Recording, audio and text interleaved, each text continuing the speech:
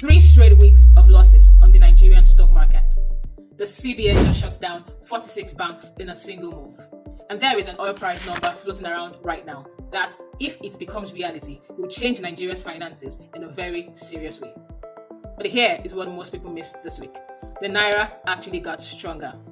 Fuel prices dropped for the fourth time in 1 month. And one stock quietly went up 21%, while almost everything else was falling. I'm Esther, and this is your Monday market recap. Let's start with oil, because this week it tells two different stories depending on where you stand. Brent crude fell again this week, closing around $72 a barrel. On its own, a falling oil price sounds like a global finance headline that has nothing to do with you.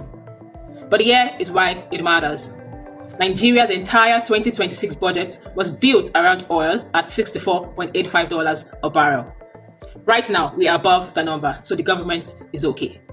But Citibank put out a forecast this week that Brent crude could fall as low as $60 a barrel by year end. If that forecast plays out, Nigeria's budget would be under direct pressure. Less oil revenue means less money for government spending, and that ripples through the whole economy. Now, here is the good side of cheaper oil, and it is already showing up. Dangote Refinery cut its depot price for the fourth time in 1 month, bringing the price it charges to fuel marketers down to 1,075 naira per litre. Since May 30th, the cumulative reduction from Dangote alone has been 200 naira per litre. Filling stations across the country are responding. Pump prices currently range from around 1,020 naira to 1,300 naira per litre, depending on your location and the marketer, and they are still adjusting downward. Cheaper crude means cheaper fuel, and that is flowing through. The number to keep your eye on is $60. That is the line between budget comfort and budget stress. Now, to something that could affect everyday Nigerians more directly. The CBN revoked the licenses of 46 microfinance banks effective July 1st, citing multiple regulatory failures. The most serious concern: many of these banks did not have enough assets to cover what they owed to customers.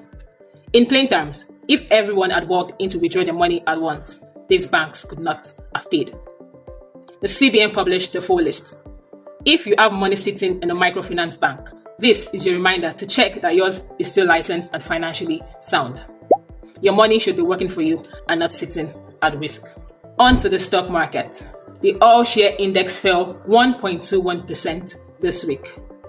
Market capitalization is now 147.1 trillion naira. That is the third consecutive weekly decline. Since June 19th, the index has shed roughly 6,700 points. But here is the context that matters. The market is still up 47.31% for the year. The long-run trend is intact. The short-term mood is just cautious right now. Every major sector index fell. Banking dropped 3.72%.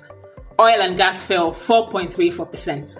Industrial goods lost 4.93%. Consumer goods was down 1.60%, and insurance declined 2.52%. But one stock completely bucked that trend, and the reason is worth understanding. Airtel Africa ended the week up 21%, the biggest gain on the entire exchange. Here is what happened. At the end of June, Bharti Airtel, the Indian parent company, completed a restructuring that increased its direct ownership in Airtel Africa from 63% to 79.22%. It did this by acquiring a 16.35% stake from another major shareholder within the Bharti group. And while no cash changed hands, the move consolidates Bharti's direct control over its African operations and sends a clear signal about its long-term commitment to the business. The market responded, and strongly.